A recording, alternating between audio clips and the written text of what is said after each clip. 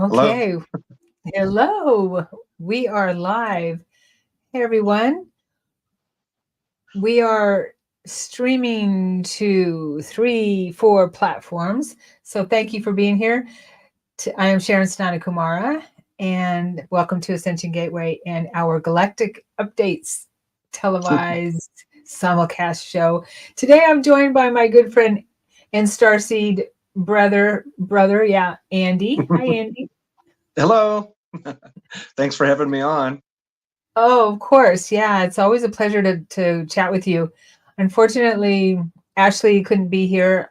She's going through a rough time with, our Galactic Ashley, who's usually here on the show every month, where her mother is in a bad space where she's transitioning. So if we could say some prayers for Ashley and her mom, that would be nice. Yeah. Send And in their love. her family. And also Tiffany was going to join us, but she had an emergency. She has children, so she had a little emergency, but she hopefully will be here next month. And hopefully Andy will be with us again too. I'm happy to be here, and I will try to do my best to help and fill in. Okay. Big Well, shoes to fill. yes. Well, I don't know about that, but we all have big shoes, all of us, right, to fill. Yeah. So you've had a lot of extraterrestrial experiences and a lot of just crazy experiences like I have, where you're like, where do I put this? And Yeah. Andy and I met first at ESETI in Washington a few years back, and then in our ET support group, Contactee support group here locally. So where we meet in person for people who have paranormal and extraterrestrial contactee experiences. And so where we can just sit and talk and support each other because we don't have a lot of people to talk to, right? So Yeah. Andy is an amazing support person because he has had so many experiences. It all my experiences, like everybody who is empathic, I think, or just sensitive, started early in life, and a lot of things happened when I was a kid. And as I've gone through life, it was hard kind of reconcile the world that we think is real versus all these other things I was able to tap into that nobody else was talking about or couldn't really talk about or couldn't really even understand. At some point you're just in that developmental stage as a kid, and things happen, and it's there, and then your subconscious blocks it out. And then later in life things happen, it seems like, for me at least, a lot of starseeds synchronistically, to kind of re-wake you up to, like, hey, there was a bigger purpose to you being on the planet here. And yes, it's a challenging and crazy world, but there is a purpose behind all of it, and there is a positive purpose, I think, behind all of it, Yeah. So Yeah, totally. Yeah, Andy works with the Archangel League, the League of Archangel, the warriors, the spiritual warriors of the Archangel Michael has trained. I feel very, very blessed. I was not raised in a religious household, and I went to church a couple of times when I was like elementary school age with my grandparents, but that was one-offs, that was once or twice a year. And so my parents were kind of against organized religion. They were raised in kind of Lutheran or basic Christian upbringing, but their family really didn't go to church, either one of them, that much either growing up. But so I kind of have, like a lot of Americans, a general Christian background. But, when I'm 6, 7, 8 years old, I was having night terrors where at night I'd be sleeping, and, I don't know what was happening. I'm still working through all of that, but I had times where I was being attacked and I didn't even know what that was. There was dark entities. I felt stuff at the foot of my bed. I felt stuff going on. And I've told this story before with you, Sharon, and so I won't go into all the details, but basically, I called for help. I didn't even call for Jesus for help. I just called for help. And there was this blue flash of light, and I saw this dark entity, this dark shadow thing, just get like sliced in half and dissolved away. and I'm like being whisked upward through the dimensions. And as I glance back, it looks right out of like one of those, you know, Renaissance paintings, or even like the Marvel Comics movies, or, you know, superhero movies. There's literally a warrior of angel with wings, human, you know, looking, piercing blue eyes, blue sword, glowing blue sword of like flames looking at me as I'm going up. And I'm just like, who is that? And then I didn't even know who Archangel Michael was. You know what I mean? It wasn't until much later I realized that's who that was, and that he'd kind of been with me all along in this incarnation on Earth and past incarnations. And so anyway, that's one beautiful and amazing, awesome wrinkle that, you know, if you take nothing away from this show today, know that like there are angels, there are higher aspects of Source, God, that absolutely love you and are on your side and are trying to help you. And they know Earth's hard. They've been here themselves in various incarnations and are here in various incarnations now through us. So we are all one, and that's like one of the really good parts of the oneness. Yeah. And the human experience, you know. Right. And why wouldn't they watch over us? You know? Yeah. We're worthy. We are. Being we human are. makes you feel like you're not worthy, but we are worthy. We are. Even when we make mistakes. Definitely. So. And that, you know, and that's part of the deal. That's how we move forward and learn from them and grow. But yeah, I don't think we would be here if we didn't have some kind of a protective, you know, guidance system or to help us along the way. That what would be the point, in my opinion, especially since we know that we do have these beings that are working with us, our guidance system, our team, our spirit team. Yeah. And Michael, I've come across so many people who align with Michael. I mean, he's here to help with the light workers, of course, and that's his men role. And women and people of all races and colors and creeds, and so because I've seen that myself. Yeah, for sure. So we are here for Star Nation Galactic updates that have to do with what's going on beyond our planet, on our planet, beyond our planet, and to help us become productive, a productive part of the galactic community, right? Rather than just on Earth, because I mean, it starts there. Of course, it starts within us, and then we move out. And it's time now to and we've been hearing this for a long time, but I know in my own personal life that in my information that I get is the time is here. And we've talked about this a lot on my show. The time is here to remember that there are beings, star beings, that are here to help us and are here, have been on the planet, are on the planet and around the planet, have been for a long time. And it's just up to us to remove the veil and not be so intimidated and afraid of them. Yeah.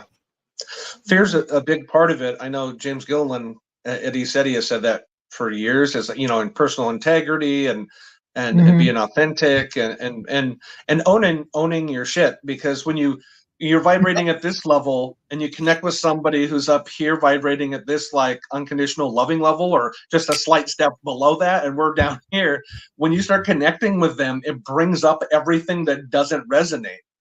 And so I've had a number of times, you know, during dreamlike states or near out of body experiences type thing, where I resonate and all of a sudden I'm crying for no reason, and stuff from childhood or stuff from guilt, shames, unworthiness, judgments of others, like different things start coming up. And I'm realizing that's when I'm actually connecting, and those are being brought up to be dealt with. And so, you know, if you're someone like me who has a decent sized shadow to go with my decent sized light, you know, everything's in proportion. Like, I was like, oh my gosh, I got a lot to work on, and yet, you know, I have all the tools to do it. It's just going to take me to like own my shit and you know, like I said, every time I'm resonating with different beings, like I'm always grateful and feel loved and supported by the universe, and I feel like I'm getting this wisdom from cosmic brothers and sisters, or the galactics when that's happened, or the angels, like I said. But it also comes with like a very real reality check where there's no filter. Like you see it for what it actually is, and almost always you realize a lot of my troubles were my own causing some other way, and I wasn't realizing it.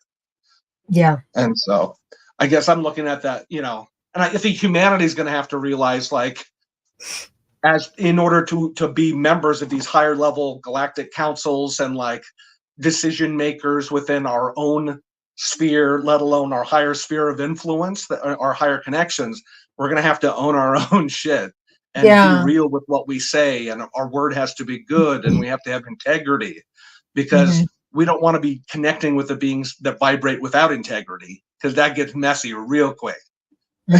Yeah, we've seen that over the centuries and millennia. Yeah. That's where we were. Yeah. So we're moving into that space, and it's the shift is happening. And we talked a little bit about the solar eclipse and how before we came on, and Annie and I both felt that it felt positive. It felt positive to me. The next day, it did feel like we shifted into a positive energy, going through the portal, or that shift into a brighter timeline. It felt that way to me. Today, I felt a little off-centered during my day, but that I was telling Andy, I didn't even remember my nighttime travels. So something, and I had to keep calling my parts of myself in, because I felt de-energized and off-center. So I felt like I was probably still there doing something, whatever I was doing, right? And but other than that, I felt like we had moved into a positive timeline from that eclipse. And it's, you know, it was a portal. Everything's a portal, basically. That was a big portal. Yeah. Well, I can say, you know, there's a whole bunch of different timelines, and maybe some other people shifted to a lower timeline, but I think I shifted. I feel like we shifted to a higher timeline. And I know there's constant shifts every fraction of a second and all those things. I know that, but I'm saying overall, collectively, it seems like that was a big point, and we did go upward instead of straight or downward. Okay. Right. That's what I think. Right. There was a whole bunch of stuff leading up to it, and I honestly didn't get into it, so I can't sit here and quote every detail of this is going to happen with CERN, and this is what the secret societies are doing, and this is what the Galactic Federation is doing, and this I can't tell you. I don't know. I don't know. I just know personally what I felt is on the day of the eclipse was the new moon, the eclipse, the devil's comet going by. They're shooting stuff up. We know there's negative rituals trying to take place, but we also know a lot of people realized something was up, and a lot of people were like, I don't want this negative stuff. There's a rejection of that, and a lot of people were doing positive practices and healings and intentions and meditations, right? And so for me, on that day, I started out fine in the morning. I am an Aries. I'm very, very fiery Aries in my personal chart. So for me, see their birthday. When's your birthday? Tomorrow. Oh, happy birthday! Happy birthday! Thank you. Yeah. And so, so literally, I'm feeling stuff midday and started coming up a little bit, and then I was fine. And then me and my wife later in the evening, like stuff came up, and I did, you know, we both were having a little friction, and it was getting a little fiery. But then that evening, I had gone and we both were grounding. We did clearings. Of course, we love, you know, kissed and made up, all the good stuff. And I went and was taking a bath, which I normally don't do, but I just felt like I needed to ground, just to be in water. And so I was in the water, and I was listening to some singing bowl, you know, healing 428 hertz stuff. And I was doing my clearings, meditations. I shut my eyes, and I literally felt like I was like, I don't know, like I was out in the open ocean, like on something, even though I was in my little bathtub. And I felt like, whoa. And so I even put my hands on the side of the tub just to like make sure I wasn't just, you know, floating in the water. And I still felt like this whole moving sensation. I'm like, whoa, something's happening right now. And then and then I felt good. And then I had to go pick up kids from stuff and was doing stuff. And that night I did my clearings, went to bed. I wake up the next morning, I feel blissful. And like since, because that was Monday, so Tuesday since till now, I've been blissful. So for me personally, I worked through whatever it was on that day, and I've been feeling good ever since. And I feel like just looking, I don't want to get connected to the 3D politics stuff, because for a while when 2020 happened, I got really into that with Q, with just various different things. So I just wanted to know what was real. And so I was consuming a whole bunch of everybody's opinion to try to figure it out. And then I really got called from like an inner calling to like disconnect from all that. That's going to keep changing as you keep shifting the timeline. But you can use it as like a barometer of what's going on. And so recently I've just noticed there's like quite a few things, like it looks like upheaval, it looks like craziness, but it's all part of that transformation process that's happening on the collective conscience. And so I actually think we are on a much more positive timeline than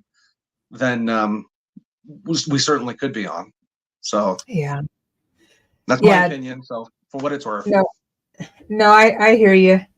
And what's interesting about the eclipse also, with the 27, I saw this little video, the 2017 eclipse, which I had a really profound download from that eclipse when that happened, that it went from, I talked about this in the last live video, it went from Florida, up through Oregon, where we got the full eclipse in our state. Yeah. And it went through 7 towns named Salem. Yeah, I didn't know that. Now, this one in 2024, 7 years later, a lot of sevens here, it went the opposite direction and made it X or across, however you want to look at it, across the country, right? And it went through 7 towns named Nineveh. Now, those are biblical names. Well, what I heard was Salem or Shalom, perhaps, means peace. And then Nineveh is about the town Nineveh in the Bible, as I understand it, is a place of debauchery, right? A town of debauchery where Christ said you have 40 days to clean up your act, basically. Kind of thing. Yeah. And so 7 towns, 7 years, 7 towns of named Salem, which may represent peace. And then apparently that wasn't, according to this video that I saw, this little short video, his interpretation was that we didn't accept the hand of peace, God's hand of peace, to find peace at that time in 2017. And so now we've got like 40 days to clean up our act type of deal. And we're being human. Maybe we have to do things the hard way. Yeah. I don't know. Maybe. I still feel like we're partially, Sharon, I still feel like we're in the holodeck right now. So they just reload the program if it went different than it was supposed to. Do you know what I mean? I love that. I love that. Yes. Because at night when I'm up with my guides and I'm looking down, I'm watching it like a movie play out. And so I'm not convinced they wouldn't restart it. Like I've told my wife this, I told multiple people this with the timelines. This is why I like the Loki thing. Yeah. I personally feel I've lived right now. I'm going to be 43 tomorrow. I at least 4 times have lived all the way through different timelines, and totally different things happened on each.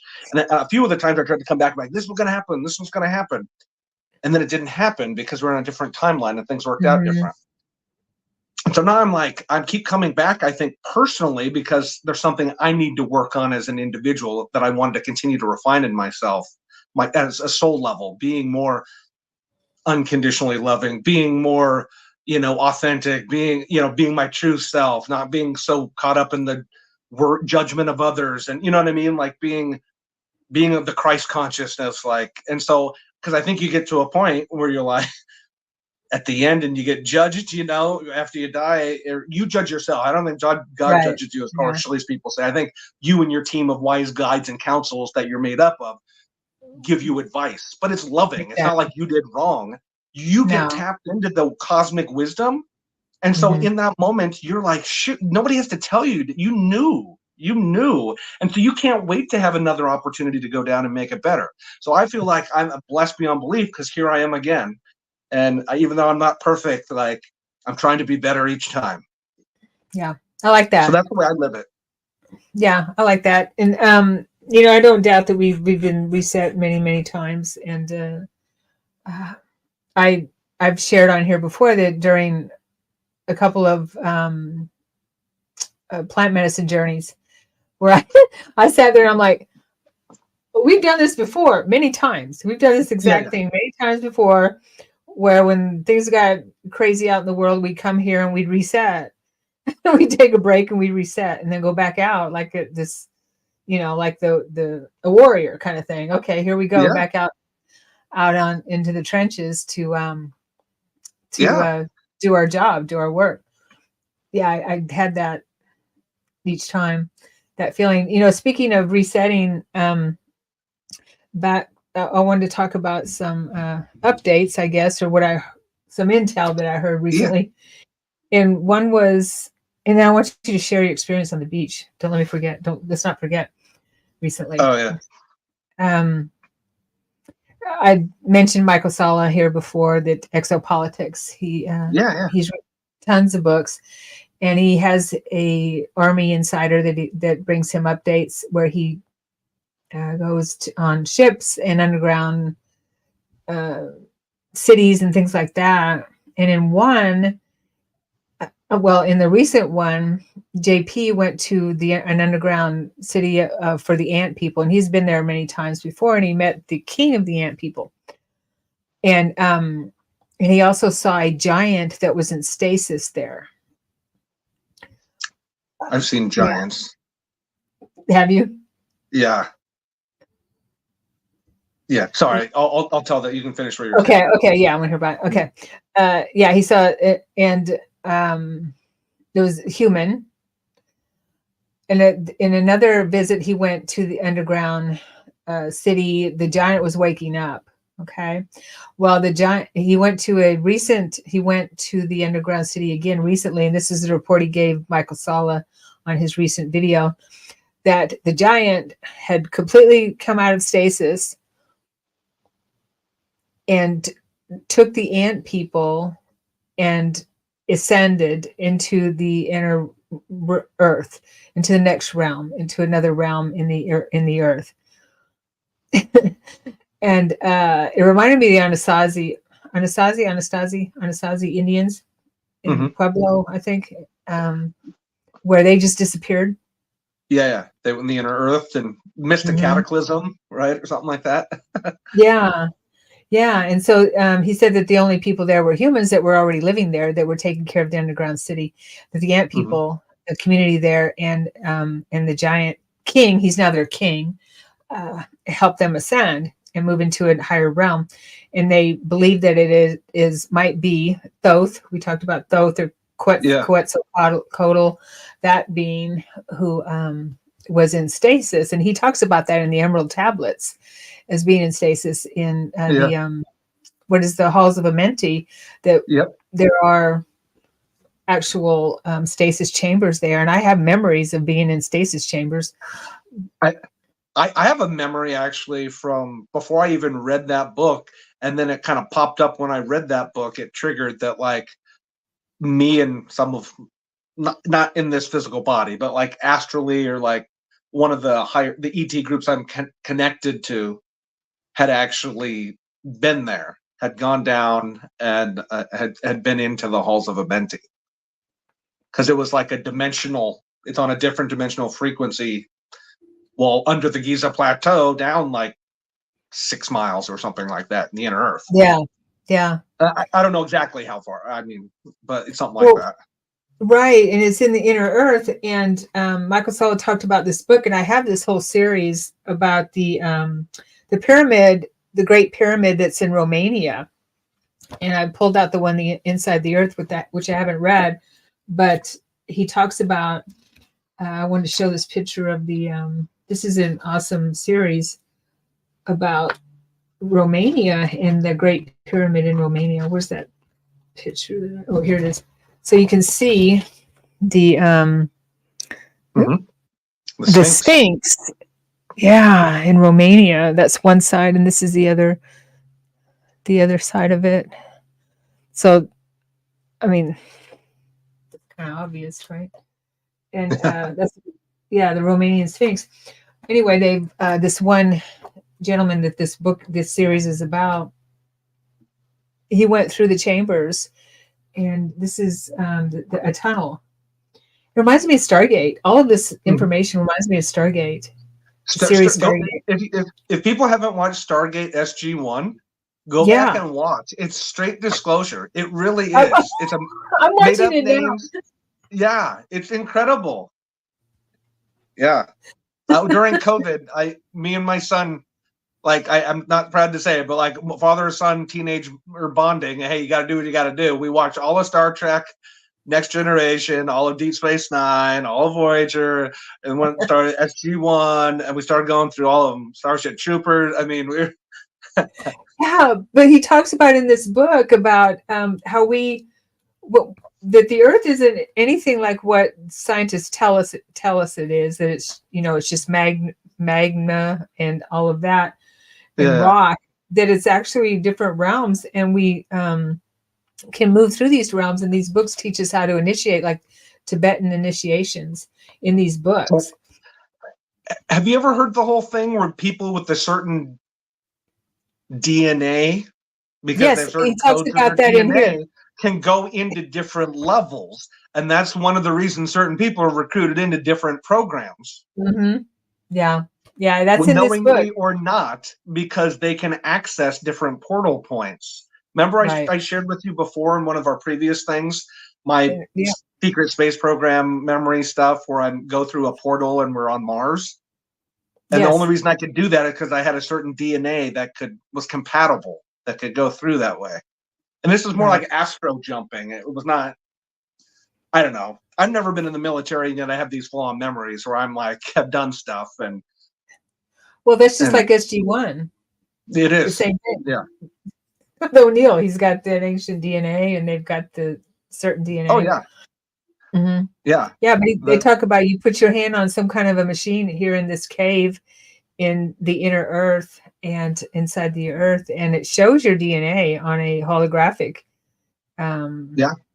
projection, and it shows all kinds of things about you, and it'll show you past and future based on your it says based on what your perspective is and things like that. But and in the center, it says the center of the earth is a sun, a pool, a black hole. Oh, yeah. An interior sun, a singularity, interior sun. Yeah. Well, to me, black hole and like a star are just opposites of each other, an in point and an out point. Did you ever read The Prism of Lyra by Lisa Royal Holt? Oh, no, I haven't. Priest. I know who she is. Yeah, Prism of Lyra.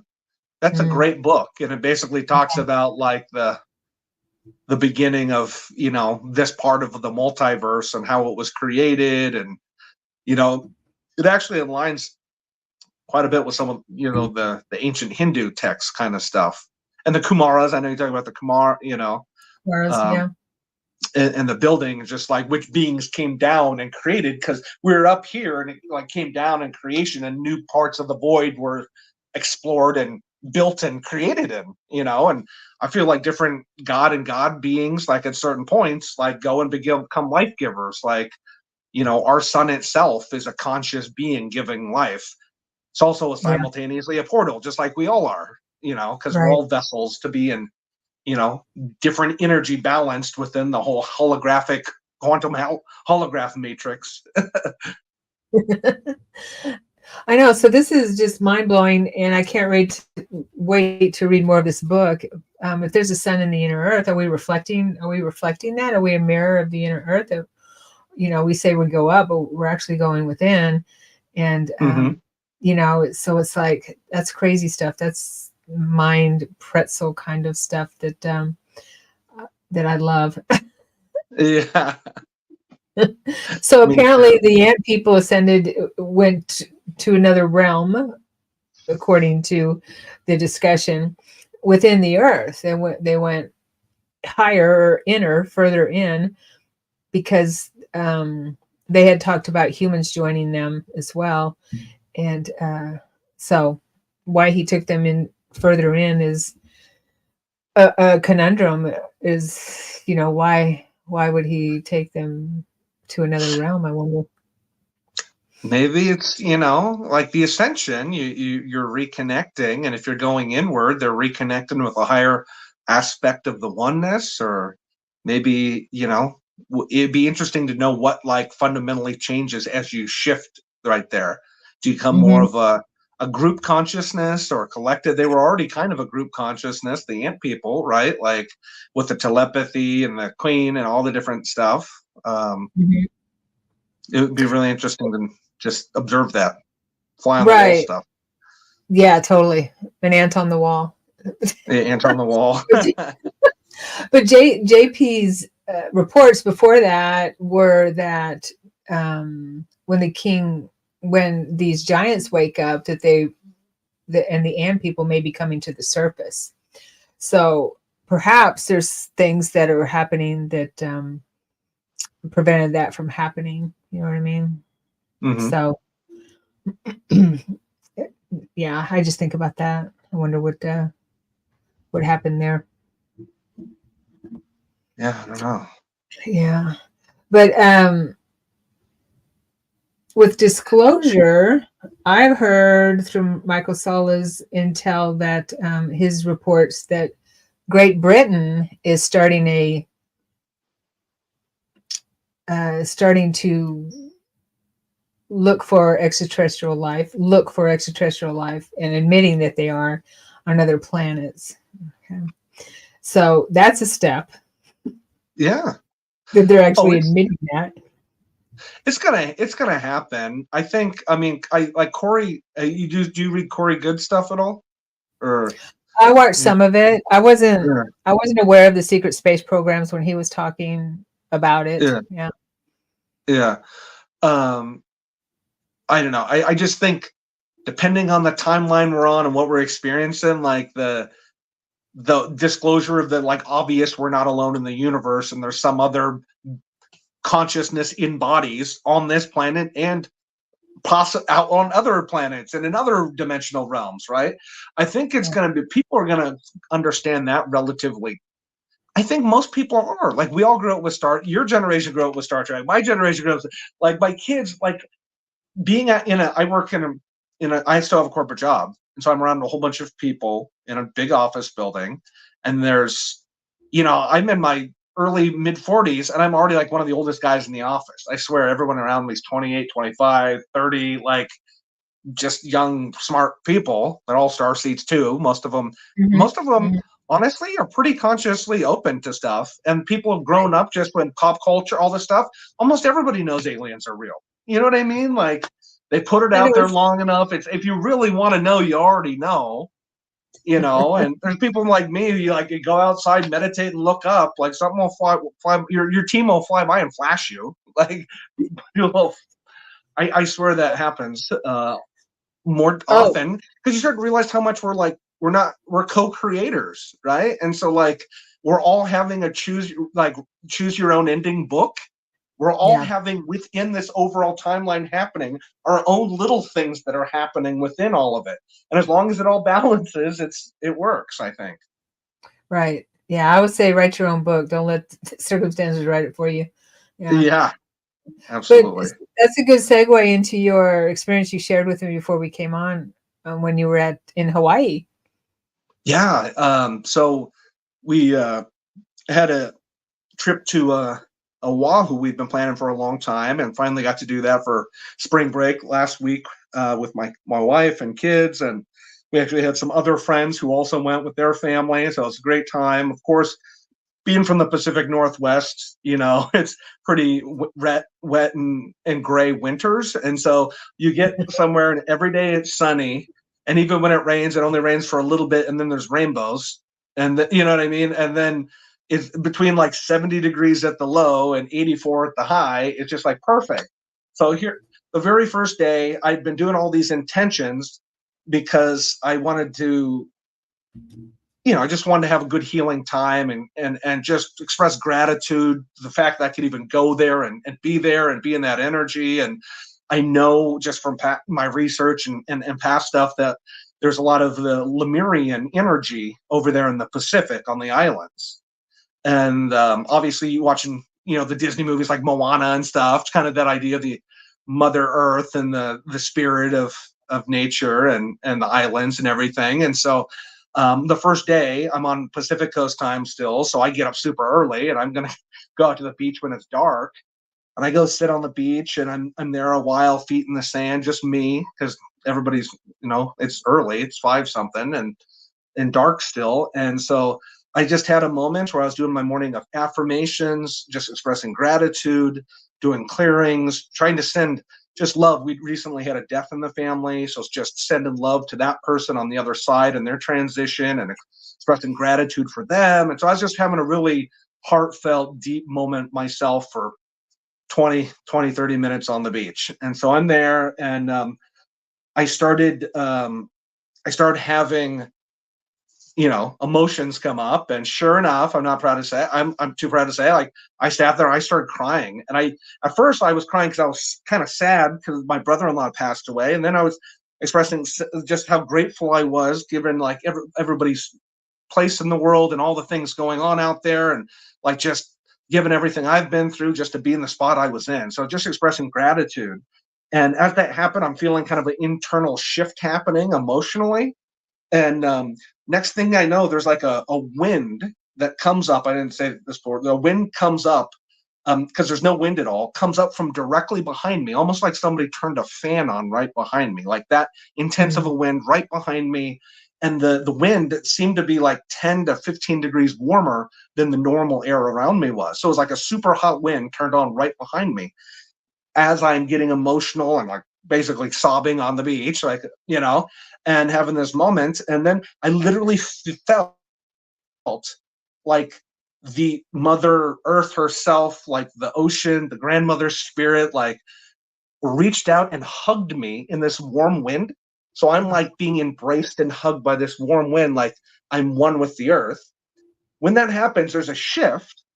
And one of my good friends, Tanya, who's a medium psychic, she's been to ECETI, and her name, you should have her on, Tanya Braddock. She's over in Idaho, and I'm on the beach in Washington at 5:30 in the morning. She wakes up out of a dead sleep because she said she had just been woken up and she had just been with me standing on the beach, and we were doing some sacred light language and looking at each other, making hand symbols, and it woke her up out of a sleep, and she woke up and texted me right as all this had happened, and like I'm being hugged by the like Mother Earth energy wind. And so while all that's happening, I'm just like overwhelmed by all this.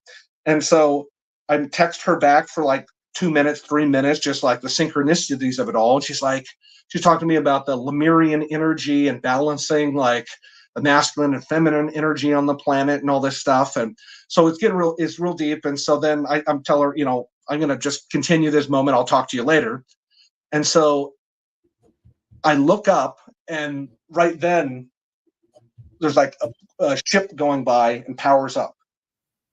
Kind of, again, I'm going faster and trying to get it all in because it was so like amazing. This, like how do all these things start happening, and a ship goes by and powers up, and I'm expressing gratitude, and I have a little tear on my face, and then multiple other ships literally like fly by, drop in, like power up. I don't know if you've ever been at ECETI and start seeing all these things going by, like it's amazing.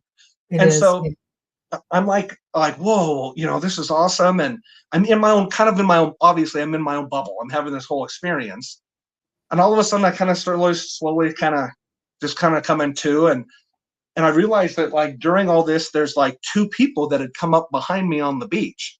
Now this Waikiki beach, there's a lot of people everywhere, but it's so early in the morning, there's like nobody there but me, except for these 2 guys that all of a sudden came in when all this was going on. And that's when I realized the guy behind me, he's like 10 behind me, 10 feet. And there's another guy like 10 yards over, but right behind us in the same line. He has drones, 2 drones, and he like throws them up in the air. And so all of a sudden, right where I was just seeing the power ups, there's like 2 little drones flying above me. And so I turn around and I'm like, what the heck? And so I end up like standing up and kind of getting the sense that I text my friend again and told her this, what had just happened. She's like, that's so weird. She's like, you must have opened a portal or done something. Somebody was monitoring. Because I turn around and as I'm walking by, she's like, walk through them and just look if they just seem like random tourists or what they look like. Sure enough, they totally look like guys from like one of the bases there, because they don't have army camo on, but they have like the t-shirt he has on is like a army t-shirt for something, and like he has that like one of the guys you can see a tattoo, like the army tattoo, and I'm just like, wait a minute, like did these guys come out were they going to be here anyway, or did they come out right behind me on the beach when all this happened to monitor because something just happened? So that's my long drawn out story, but it was amazing healing internally. I saw stuff. My friend stayed away, or like literally texts me out of the blue and wakes up and says that while all this is happening. And then I look up and see the thing. Then there's guys behind me with like drones monitoring as I'm like walking off the beach. And so as I walk between the other guy, I'm like looking at him, and he's like has a computer flipped down on the beach. He's holding, and he's like doing something, and he literally has one of the squiggly things in his ears, like a security would have, or some military, like he has.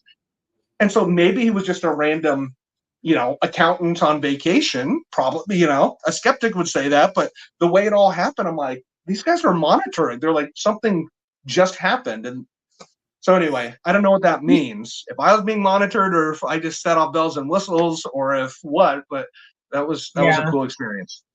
Wow. That's super cool up till the Men in Black showed up. But I know. But even then I was like, at first I was kind of frustrated, but I was like, you know what? Send them love. You can monitor all you want. You can't stop what's coming. Yes. And what's coming is exactly. love, good, healing, Mhm. like that's where I'm at with it. I think this is the benevolent timeline where like humanity ascends. Like we do collectively, we still have to see our shadow and go through challenging stuff, but I feel like it's good in the end, Yeah, totally. It is. We're not giving up till it is. Yeah. That's the way it is. That's why we're here. That's amazing. And yeah, it made me think of messages that I keep getting, how we could teleport. I mean, you and your friend, she teleported. You were teleporting, and there's a point where, and we can teleport. I teleport. We teleport in our nighttime travels. We teleport in our daytime travels as well. We just don't know it. I think sometimes when we feel like we just feel really tired, we have to take a nap or something, I feel like we're going off doing something else. You know what I mean?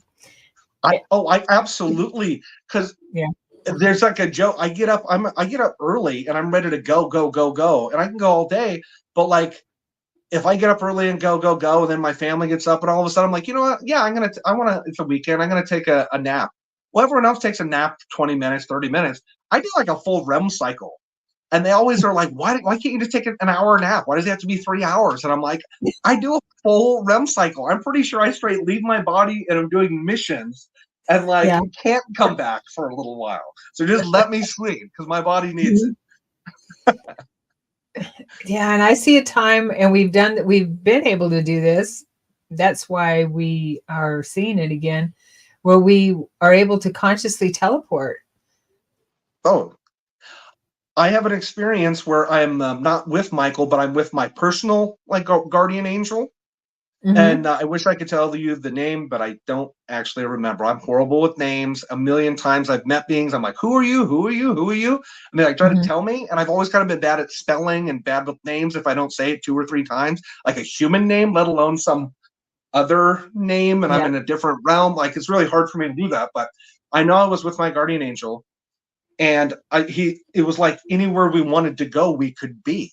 Like just to observe, we could just pop in anywhere, like different time periods, like different dimension. Like we could just go if we wanted to go look. We had that like authority and ability. And I used to perceive it like the first time where like I was like almost like kind of like grabbed onto his back like a piggyback ride, and he was gonna like fly off and we were gonna get there. But then at some point along the way, like I kept feeling like he was going so fast I was gonna fall off or something. Like somebody riding a motorcycle for the first time and you're like the back person, you're like, oh shit. Like I kept feeling like he was going too fast. And so finally I'm like, because I'm a big guy, and always blending my human experience in the 3D while trying to like connect to these other experiences. And so it's kind of hard. So I'm kind of making it into a funny story, but I literally feel like one time he was like, I said something like, well, could you just pick me up or am I too heavy? I said something like stupid like that. He like thought it was hilarious. Like, you're too heavy for me. Like, I'm an angel. Like, and I felt like I got the Mufasa moment, you know, where he picks up Simba kind of. He just kind of grabbed me and then he was like, where do you want to go? And we just pop, pop, pop, pop. And we're able to like pop in and look at different things that we were a part of, or things that I needed to see to understand and kind of, because I think at night we're more than we realize, we're game planning the next day in the hologram. Yeah. You know what I mean? Yeah. Oh, yeah. I hear you. I had a there's dream. Parameters, you know, we agree to a certain parameter to be part of the overall game, but we still kind of get to do our own thing for a little bit there before we come back into like which timeline we're going to be in for the day, you know? I love that. That makes sense. Yeah. So the idea is to remember. The more you remember, you can learn from your past and course correct. That's why we're so blessed. We have to get up here, but we've been given the ability to like make the mistake, be pulled back out, be reset, make the mistake, pull back out. And over time, as you learn intuitively and you make just better decision and the whole bit, like, you're going to have time. I think we're all going to make it. God's good. We're all going to make it. Some people are going to make it the first try. Some people are going to make it the millionth try, but we're all going to make it. We're all going to make it. Yeah. And that's what I felt. That's very similar to what I felt in the plant medicine journeys, where we went back to that place, that space where we were in with the psilocybin, with the mushrooms. Yeah. And you know, mushrooms are intelligent beings, and sat with them so we could say, okay, well, let's look at this from another perspective, even though all my stuff was coming up and scaring the crap out of me from way back. So it was like, so it was something that I had to be aware of to heal, because it hadn't been, I hadn't been able to touch it, even though I'd touched a lot, but I hadn't been able to touch that yet, so that I could go back out into the world. Yeah, it's hard in those plant medicine or in those out-of-body experiences, or even at night in the astro travels, when you have that moment where you see yourself either in a situation where you were the good person but the bad people got you in some way, whether you were a witch in Salem or whether you were at different points in history and you were the Christian, or you were the indigenous person and the people came and took you, you know what I mean? Like, when you see that, it's hard. It's also hard when you see the lifetimes when you were the bad person and you were doing bad stuff to other people. It's hard to see that both ways, but you learn a lot from it. And then I do think there's a level of karma, right? To some degree. But it's not like this punishment, like you have 20 years of hard labor because you did this, you know what I mean? Like, or the next 20 lifetimes you're going to suffer to even out this lifetime. I don't think it's exactly like that. I think it really is more like your divine higher self looks around and is like, you know what? I want to be better. Like, you want to actually be better. And you have all these examples of what better looks like because you're connected and you can see the all. And when I mean better is like, beings that were more service to the oneness or more loving or you know what I mean? Once you see that and you're around that, you want to be like that. You're like, please give me another chance. It's not like, oh shit, they made me come to earth again and blah, blah, blah, blah, blah. We kind of joke like that because that's when we're like, we remember those moments when like we realize, oh shoot, I'm going to have to keep doing this until I get it right. But we're also all to a certain degree perfectionists. And if they let us through and we hadn't actually got it right, we wouldn't really be happy at the end either, because we wouldn't have felt like we earned it. Yeah. Just like here.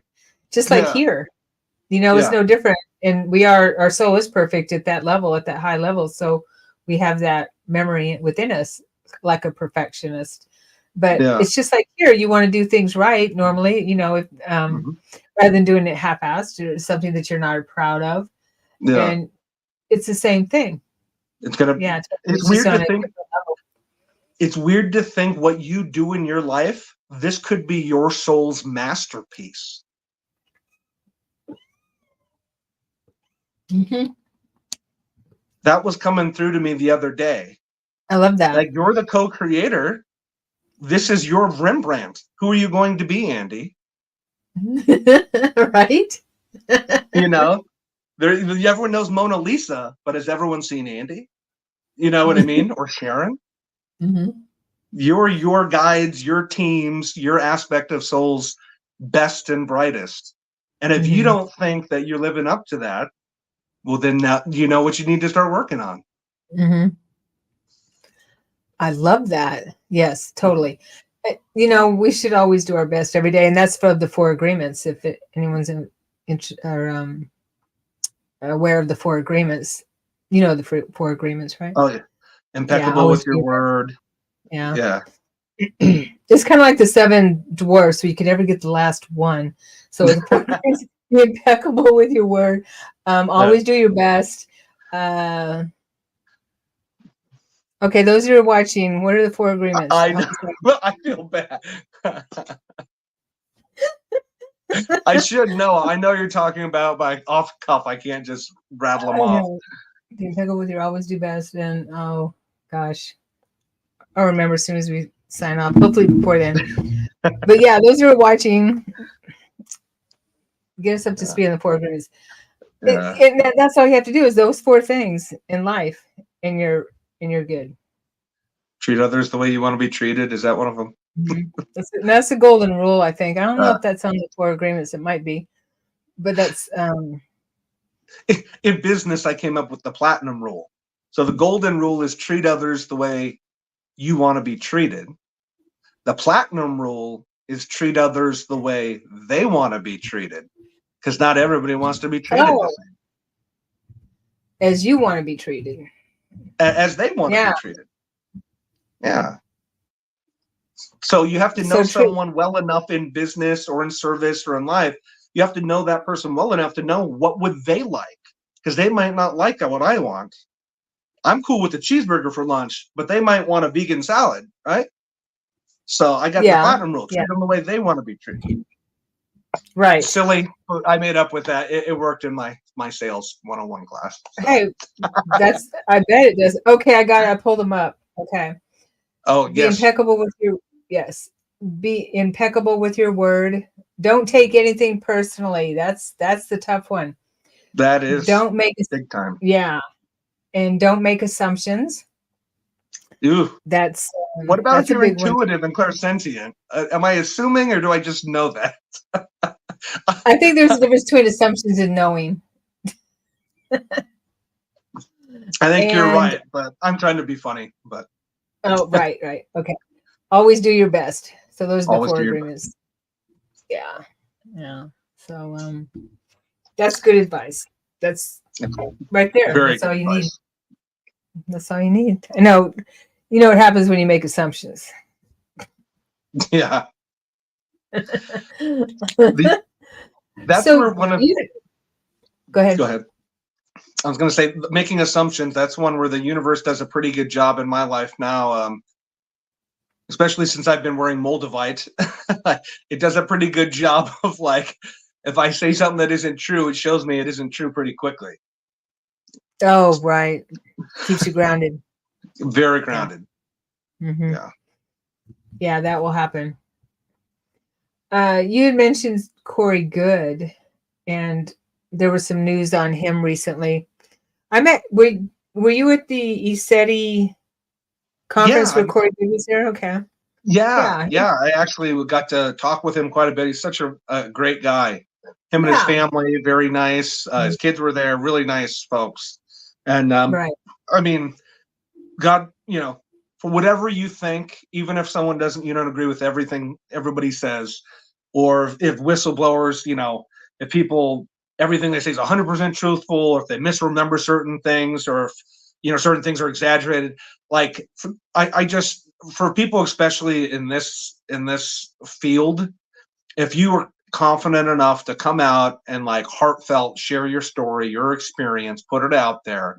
You know, all the judgment and criticism you're going to get, especially in this social media era. And we know half the world's, you know, unhealed and projecting out their unhealedness at anything they don't like, you know, like knowing those, that's the backdrop. Like, God bless these people for like saying what they believe to be true. Right. Yeah.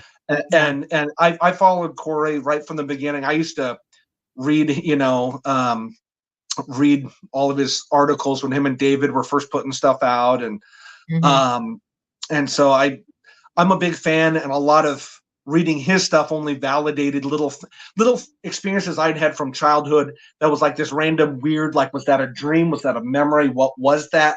And certain things he said, or some of those early images that he put out, I was like, I saw that. Forget what anybody else ever thinks or the rest of the story. I've seen that. So some things he's saying is true.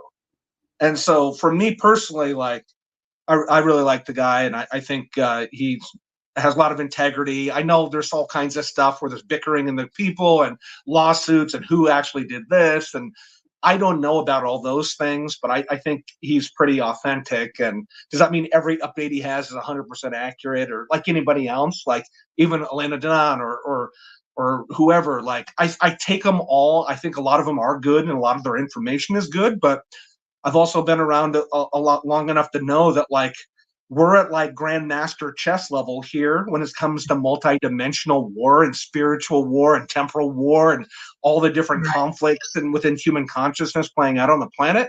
So I know sometimes the bad guys give you 9 truths so they can set you up for the 10th big lie. And so I try to take everybody with a grain of salt, and like, does this resonate? I'll follow it. If it doesn't, it doesn't. And then sometimes, like I said, I just go into my own world and like, I'm just going to have my own experiences. And I'm sitting on a beach and having the Mother Earth hug me, and UFOs are flying by, and there's guys monitoring me with drones. Like, I don't know, but yeah, I hear you. Same thing, whatever resonates, and leave the rest with anybody, with us here too, right? So exactly.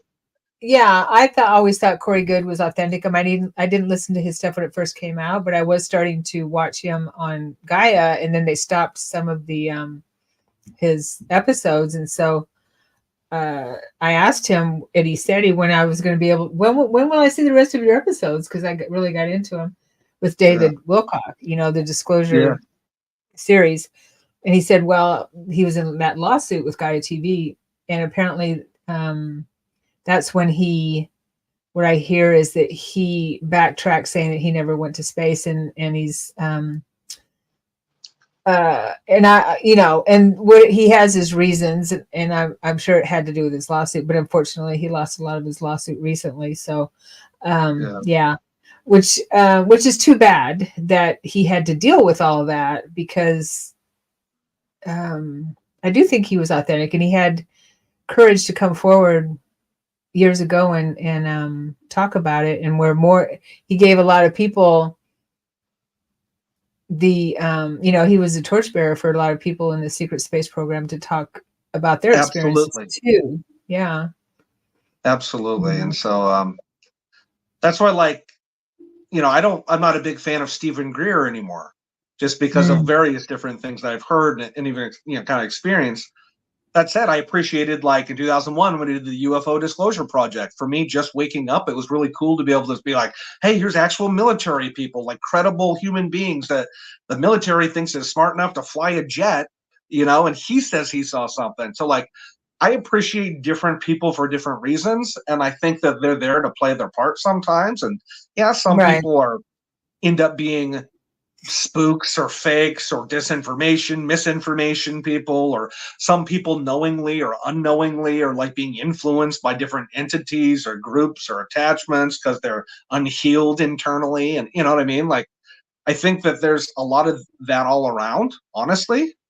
That said, I can appreciate trying to, instead of, like, one of my things is, like, I'm very judgmental. Like, it comes from from my family growing up, like, and I'm pretty analytical person. I have good eyesight. Like, I'm just always like watch, observe, and judge. And like, I have a job where I'm really good at like data and looking at patterns and judging. I was a sociology major in statistics, and like, I do, like, that's what I look at, big pieces of data, and judge things, analyze them.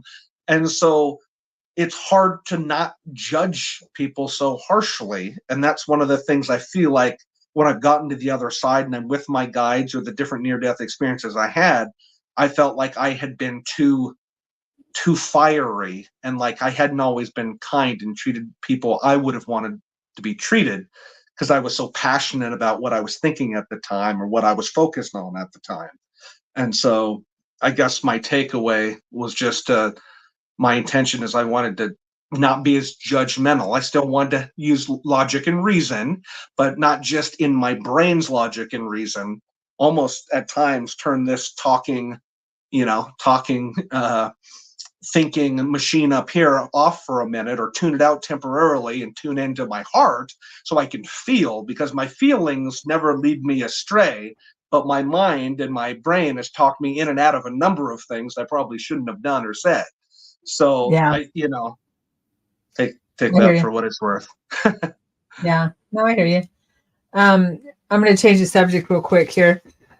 So I met a lady recently, and I'm going to interview her next month. She's amazing. Her name is Robin Hyatt, and she wrote a book called The Benevolent with, and this is her art, and it's Looks like Lyrans. Yeah, she channeled a bunch of different star beings, races, and drew them, and it's similar to Elena Danon's book, but she wrote this one last year, I think. I mean, she knows about Atlantean Alchemy. But I had an out-of-body experience once where, and tell me if you've seen these beings. I was in this facility, and it was like we were assembly line or something. We were working, right? And these very, very tall, about 8-9 feet tall, robotic beings came in, and they had these big square heads. Okay? Oh, wow. Yeah. Yeah. And they could turn their head. And we, or I did, and we kind of ran from them for some reason. I'd have to look back at my journal, but I remember that it was kind of a scary situation for me because I was in and out of body, and I was fully there. I was still me, right? Somewhat. But they came in, and they were of different sizes. And what blew my mind, I've never heard anyone talk about them ever. She wrote about them. Oh, really? She calls them the Glocks race in her book. Looking at the picture of the face, it looks a little bit like a Lego guy. That's what they look like. I don't know if I've seen anything like that. That's interesting. Well, if anyone in the audience has seen these beings, please let me know. Please let us know. And she's and this is what she channeled from them. We are an 8-foot tall, highly advanced robot humanoid species, designed and created by the Sentinel race to reside on ships for the sovereign and serve as data. You'd mentioned data. We're walking data. Yeah. Our name Glocks comes from your word blocks, which refers to the structure of our heads. Our faces are holograms that move from side to side or can be displayed on all sides, eliminating the need to physically turn our heads. I remember there was something weird about their heads, so like they were projecting. Okay. We can see in all directions without the need for head movement. Our skin casing is organic and light gray in color. I remember them being gray. There's no gender. We all have the same appearance. They walked really weird, like big robots. We exclusively reside on the main ships and walk them for intel and data reports. Every ship has at least one of us on board, which is all they need. When there are meetings, we attend the meetings and record everything said by every species. If playback is required, we can download and play it back for any entity that wishes to be briefed on the situation. We can also broadcast the meeting anywhere to any ship or planetary system. We are programmed to know everything, every species, every sovereign species, and every evil entity. Whenever there is a question, those aboard the ships come to us and we provide the answers. We are comparable to a combination of your internet and AI, but with significantly significantly greater capacity embodied in an organic humanoid robotic form. See, that to me, I wonder, like, is that on a benevolent timeline? Or is that like a negative timeline when the AI takes over? And this is the AI projecting this in as kind of that, like, this is where my mind goes into, like, are they trying to project this into our consciousness so we become it, talk about, Well, it sounds to me like they are that they're how do I put it? They're kind of like Data from Star Trek. Sure. Right? Yeah. Yeah. And I mean, I don't see where A they're humanoid android. Yeah. That's my perspective of it. And I just know that in my out of body experience, they freaked me out and I just wanted to run. See, that's why I'm wondering if some part of you was freaked out because you realized, oh shit, I'm on this timeline where the AI merged with the humans. Okay. See, that's because I've had like kind of machine type, not exactly like that, but where I was like very scared because I realized, oh shoot, I went to the wrong spot, and it was like, how do I get myself back out of here? Because when you first come to, it's a little hard, I'll tell you, right. I think I mentioned this before. When I was a kid, I don't know, 7, 9, 8, somewhere in there, I had where I was when I was sleeping. I didn't realize what was going on, but I was kind of, my guides came in, I believe it was my Arcturian guides, and actually took me up, and I had the sensation that I was like sitting in a chair in like a hexagon or octagon shaped room. And I was like on an elevator. I knew my guides were standing right behind me on either side. And they're kind of not super little guys. They're like 4.5 feet tall, not the little guys. They're like these Arcturians that have bigger eyes. And they were taking me up dimensionally, I was perceiving. And because I kept asking questions because I wanted to see more stuff. And all of a sudden we're up on this thing and there's a room, I'm in a hexagon or octagon shaped room, I can't remember. And there's like a conveyor belt coming by. And like all of a sudden, like a different being would like step on the conveyor belt, come in front of me, stop for a minute. I would physically look at it and kind of be able to like tune in telepathically to its energy. And then it would keep going on. It was like they were introducing me to different groups and what different things look like. And, there's a whole bunch of little ones and there's taller ones, there's human ones. And all of a sudden they start getting to like, all right, he's doing good. He's doing good. All of a sudden they slide one in that's like scary looking or something, like from a human's perspective, would be like, holy shit, that's weird looking, And then I'm like, ooh. And they're kind of, I can sense they're getting a chuckle out of this. Like, it's like hilarious to watching my reaction to seeing these different beings. And so that's what I remember. And I saw a whole bunch of different type of beings that, most of them are bipedal, like Corey Good says, or right, humanoidish, 2 arms, humanoid to varying degrees. Right. Yeah, that reminds me of an experience I had recently where I was somewhere on a ship, probably, or some underground facility or whatever, where I saw on a computer screen, a big computer screen, different extraterrestrials heads. It was just their heads of different types of extraterrestrials, humanoidish, but different colors and different types of ETs. And and it made me think, I don't remember what the conversation was, but it made me think afterwards, okay, so are we being taken on, in these, on ships or bases or whatever with our peeps to prepare us? It feels like it was preparation for slow disclosure, for, disclosure of seeing them, and for the veil, helping the veil to disappear, because they're already here. Yeah, absolutely. Because I kind of feel like if we're down here and like, you drop into Earth, your soul decides to pop in here, and there's various different levels and stops along the way before getting to Earth and being born into a human body, right? I feel like up here at some point as we ascend up, whether the planet physically moves up or vibrationally we move up or just consciously we connect. And so there's a perception of an upward movement, whatever. As we go up, we're going to realize, you know, those, I hate to say, not like we're puppets on a string, but there's these energy connections to these different things up here, these other things. And as we know, we've been other beings, and some of those Right. other beings we're meeting are aspects of ourselves, right? That's why they're the ones stepping forward and coming forward. And so I think as the timelines go on and we get into these timelines where everything's more openly known and seen, because everyone becomes more clairsentient and clairaudient and clairvoyant, and you know, as that happens with the new energy and our bodies retaining more light and activating more of our DNA coding that's built into us, and we're not using 9% of our brain, or we get up to 12 and 13 and 17 and 8, you We're know. lucky. Yeah. As that happens, we're going to realize, oh shoot, all these things that I thought were out there were actually in here. Kind of like when I had that Shiva experience. I asked him if he's God, and all of a sudden I'm him. I was playing both roles, the above and the below. You know? Yeah. Yeah.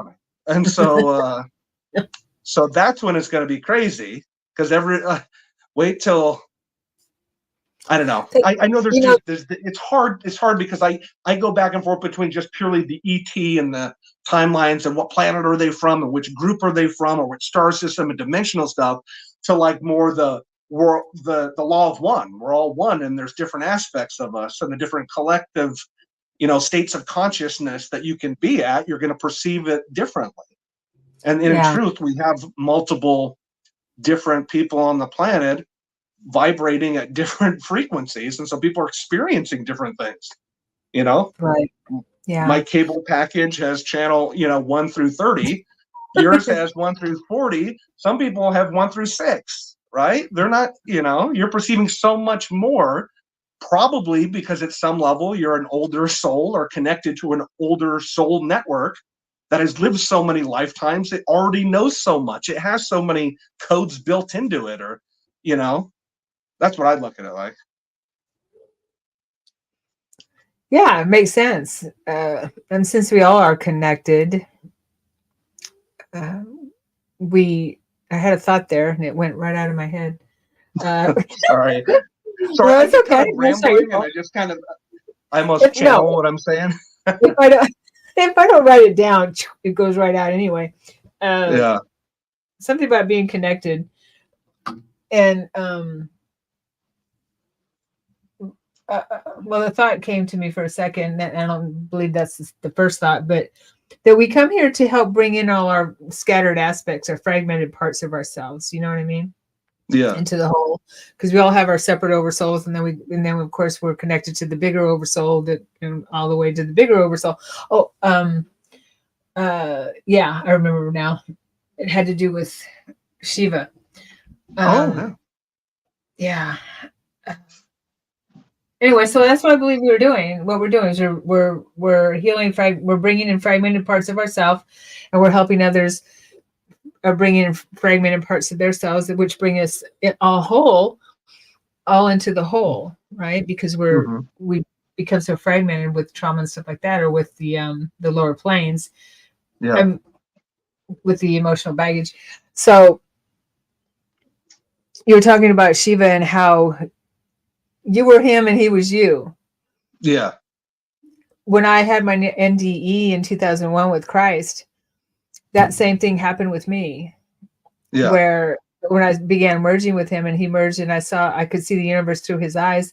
And then there was during that time, I was reflecting the universe back. We had merged and became one. Mm-hmm. I was one with him and he was one with me.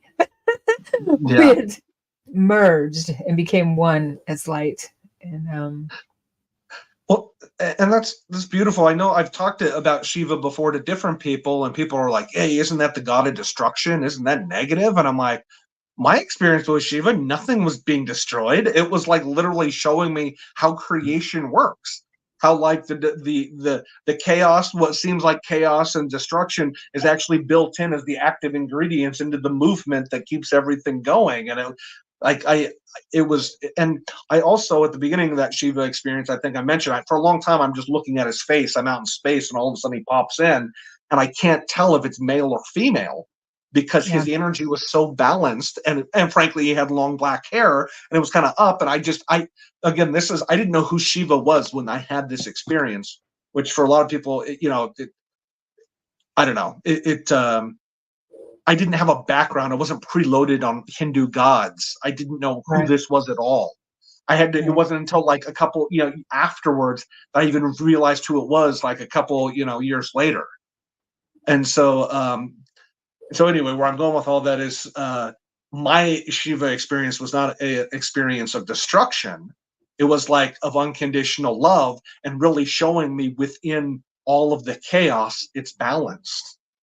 And that, again, we are all one at various levels, all the way up and down. Mm-hmm. And actually, that leads to what I was going to say is I've since talked to my friend Tanya, who's a medium psychic. We talk all the time. We're very connected and had a whole bunch of experiences together where we both at different points have remembered each other, like out of body, and like in the same lucid dream met up kind of a thing. And we're doing missions and stuff. She said one of the experience I had on the beach in Oahu, which we all know Hawaii's like the heart center, Maui, but like the islands are the heart center, heart chakra of Gaia, Sophia, Mother Earth. And that goes right back to that divine feminine energy in Lemuria, way back in the Pacific and that part of the earth. I believe the experience I was having is because part of what's within me and my experiences and the codes that I have, me being in that spot and being that heart-centered and trying to heal and expressing gratitude. And maybe it was all planned anyway. I don't know. But essentially, there was a little activation event that happened there. And that's why Tanya, who's my friend and who's probably working with me on the other side on this, we're probably teammates on the same mission. She wakes up, validates all this for me, activates me. The ships fly over like our brothers and sisters up there who know what are going on because they're higher dimensional. Probably on that ship planning what was happening, me sitting down there. You know what I mean? That was me that powered up at me, I think, in a weird way. Like, and then and that all of that was part of actually balancing in, because the planet's been out of balance for a long time, masculine and feminine energy, and there's a lot of woundedness on both sides, toxic masculinity, toxic femininity, right? Like all, and so part of the healing process is coming into balance. And so I felt like it was the Shiva. The Shiva is more the destructive masculine energy, the fire. Whereas like the Shika energy is the feminine, the creation, the loving, the mother energy. And so being as fiery, frankly, as I am with all my history and all my stuff and my soul, like being in that place at that time, it was synchronicity. It was meant to be. And it was beautiful. And I think that's one of the things that I wanted to say today is just, validate my experience with Shiva, what happened there, connecting all the way back to ancient Lemuria and the lifetimes that I think my oversoul had there. And it was like a beautiful divine synchronicity that it's hard to comprehend as a human, but I think when we do pass away and get on the other side, we're going to realize how multidimensional we are and how many different aspects of us are all involved in this human experience. We can remember that now. Yeah. We don't have to pass away to remember that. Well, that's true. That's part of reawakening and getting through. For me, it's hard. Not everybody's there yet, but I'm just saying, like, it's possible. It is possible, definitely, and I believe that's what we're moving into. Those are the shifts that we're making. Is that as long as we are open to it. Absolutely. Anything's possible. Anything's possible when we're open to it. Well, that's the acceptance too. The acceptance of, like, regardless of what's going on in your life at this time, like, we're here right now. This is where I'm supposed to be. But also acknowledging the possibilities are endless from here. Where do I want to go? Right? Like, I don't think people are stuck as much as they think they are. Once they mentally think they stuck, then you are. But yes, And speaking of that, I pulled out a deck of cards and thought I'd pull a card before we close. Yeah, good idea. Hey, Kira. Kira said hello. Hi, Kira. I got out the deck called The Secret Language of Light. Love it. Yeah, these are beautiful cards. Do you have these, Andy? I don't have that deck, no, but I do love playing with the decks like that. It's fun. Yeah. It's always a synchronicity. So I thought I'd pull a card. Are you going to pull a card for you? Then will you pull one for me? I'm going to pull a card for yes. I'll pull a card for the group, for the people that are watching. Pull a card for you. And yeah, we'll do that. And pull a card for you first, okay? All right. Do you have a question, or do you want me to just pull a random a message for you? I'll just kind of see what's supposed to come through, whatever's supposed to come through. Okay.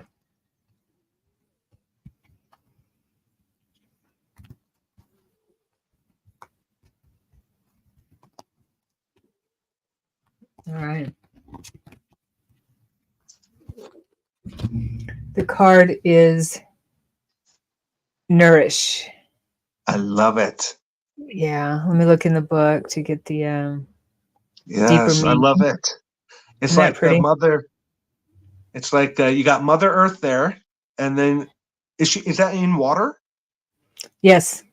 Because I just came from the islands, and I From was Hawaii? with Mother Earth connecting, and then I had the lights above me, and I got the cosmic Shiva energy coming from space right there. See, it all comes together synchronistically well.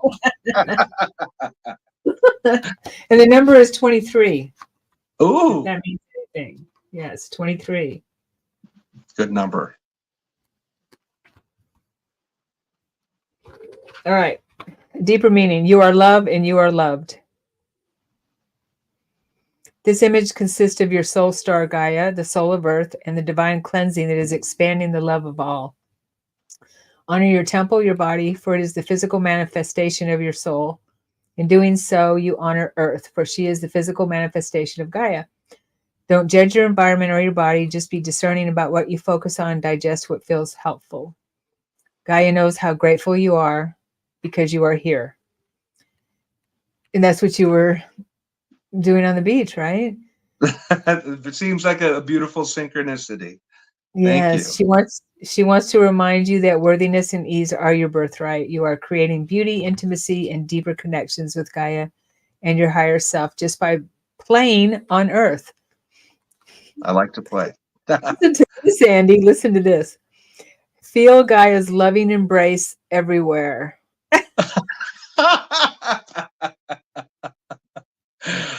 Well, I did. She gave me a hug and I felt it and I loved it. Thank you, Gaia.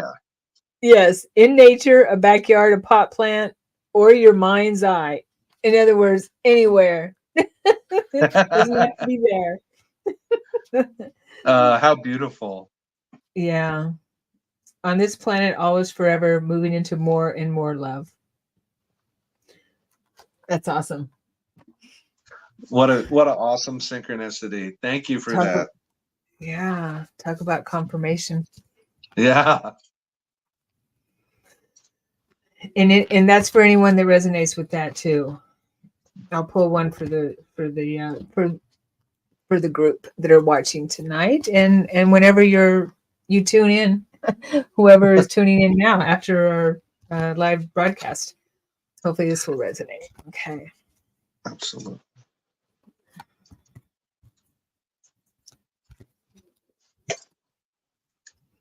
Aha. Light beings. That's perfect for you. Yeah. This is for the group. Everyone here is a light being. Oh, absolutely. Yeah. Light beings. Number 35. That's beautiful. The message is enlightened soul information. This image depicts a light being. Yep. The term Yeah, the term light being is used to describe a range of ethereal forms, including guides and angels. They observe your life from a higher perspective so they can see the most auspicious path for you to create your dreams and desires. Sometimes your light beings may seem to take you down a path fraught with difficulty. However, everything happens for a reason.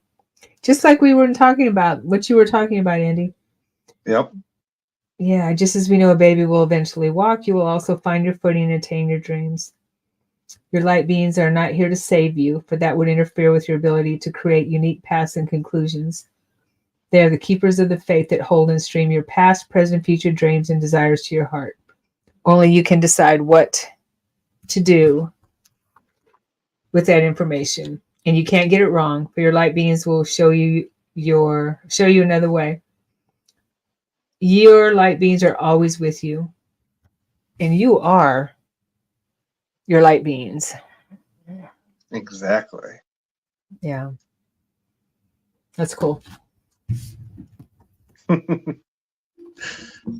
Beautiful synchronicities. Yeah, the light beings are here. We're all here. Thank you, Andy. Thank you, everyone, for watching.